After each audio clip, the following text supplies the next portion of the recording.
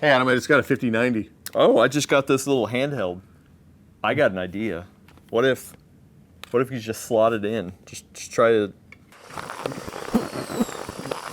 Not quite working. I got a better idea. So I was sitting there for weeks testing the new 50 series GPUs. Yeah. You know, running numbers, all that kind of stuff, fun stuff. Go watch the review. It's good. Yeah, well, the They're 5090, the 5080, you know, whatever. Kinda Anyway, I was running the numbers, and at the same time, I just so happened to have this new handheld in. This is the GPD Win Max 2 2025 edition. It's got the Ryzen AI 370HX, I believe is the numbering. It is a very good Strix Point processor in there.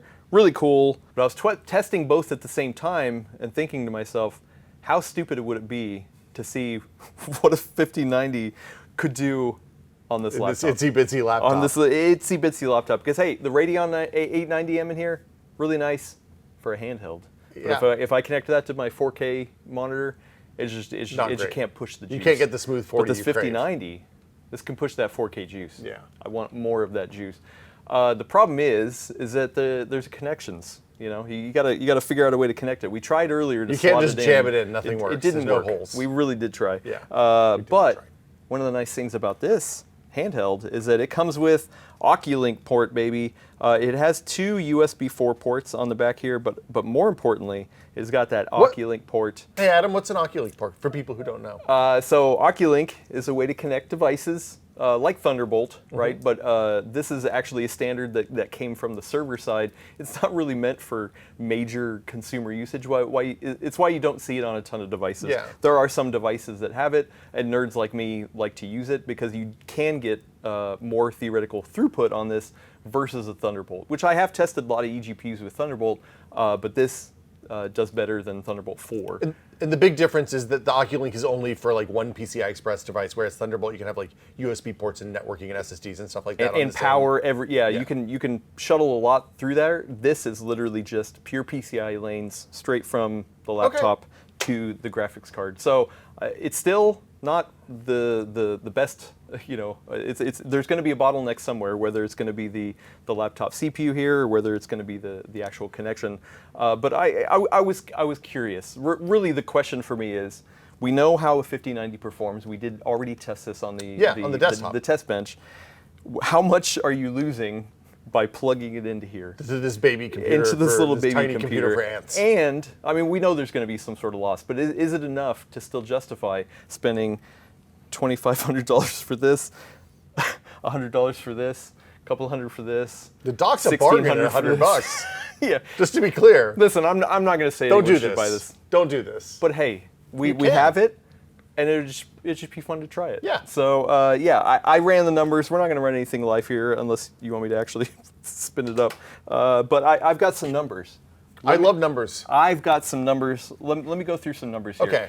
And once again, this is with this 5090, this Suprim Liquid 5090 on a test bench with a 7950X3D. If you want the full specs, go down in the description or watch the review video, whatever. It's our testing platform, so, you know. DDR6000, the whole thing. Yeah, all that fun stuff. So we ran some tests compared to, you know, plugging it into here. Also, I will note that you get better performance and more throughput when you disable the internal screen. So with all the testing, I actually disabled the internal screen, ran it on external. So theoretically, we should be getting.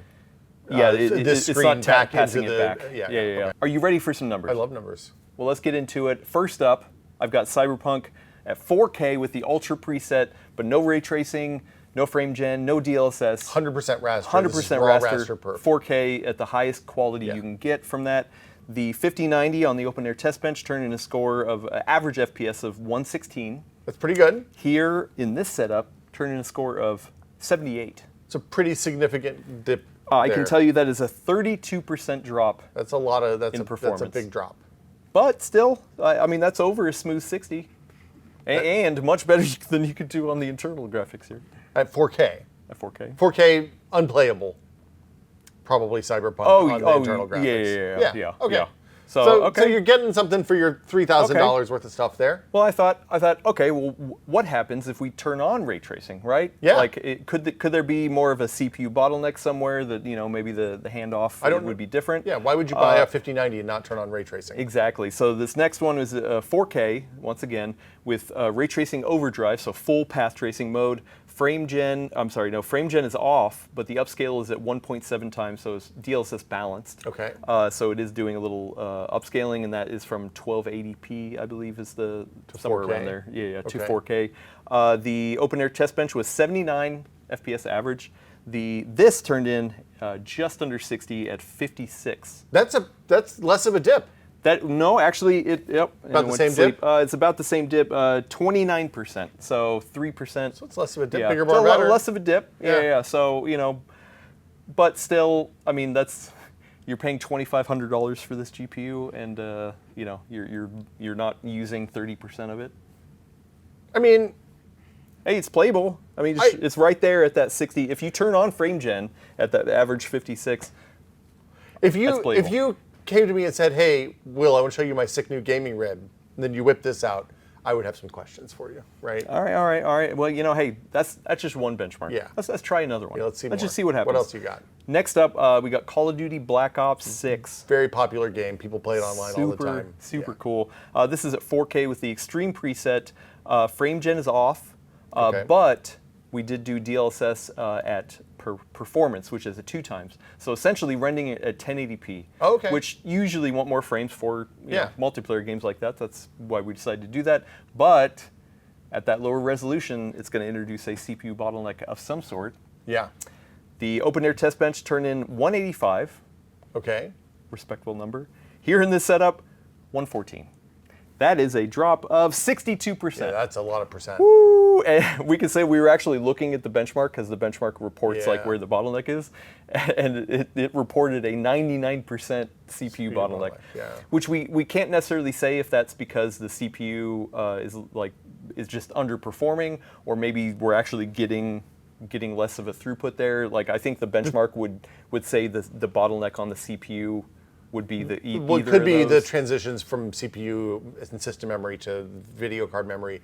But when we opened Task Manager and the benchmark, the CPU, 8 cores of the CPU were just 100% pegged the entire time it was running, which is a little unusual. Yeah. So I mean, not a huge surprise. Not a good showing. It's a lighter, look, this isn't a 7950X 3D, right? True. Yeah. But I've got one more benchmark. Okay, what you got? And things are a little bit different. This is Black Myth Wukong at 4K with the cinematic presets, so the highest settings you can have. Also RT at the very high preset. It's a heavy ray tracing game. Heavy ray tracing and everything turned up to the 9s. Yeah. Frame gen is off, but upscale is still 2 times. Okay, so you're running at 1080p and running at upscaling 1080p, upscaling. But as we know, this game is way more GPU bound than CPU bound. Yeah.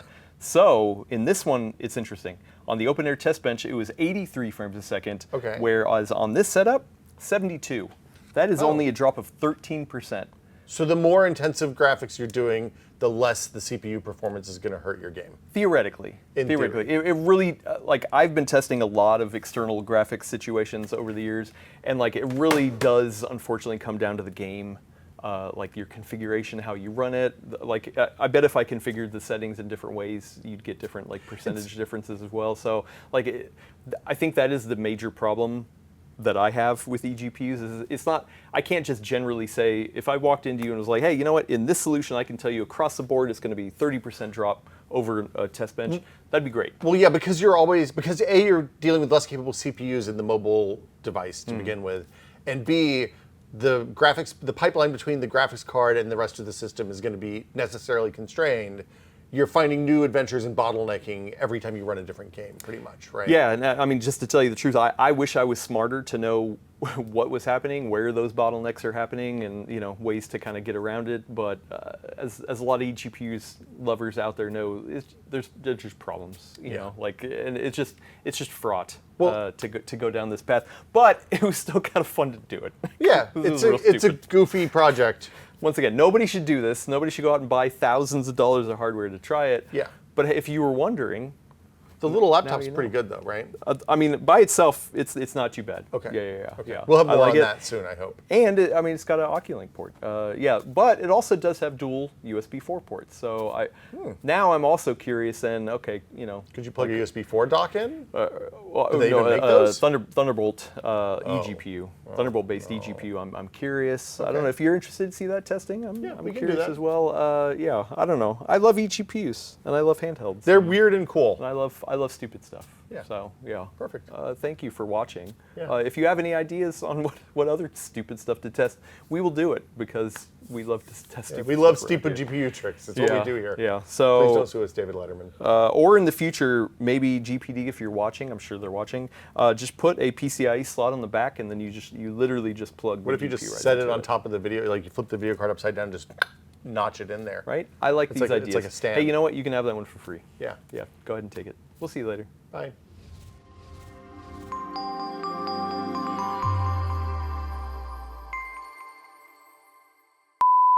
Yeah, like you gotta. This is a mess.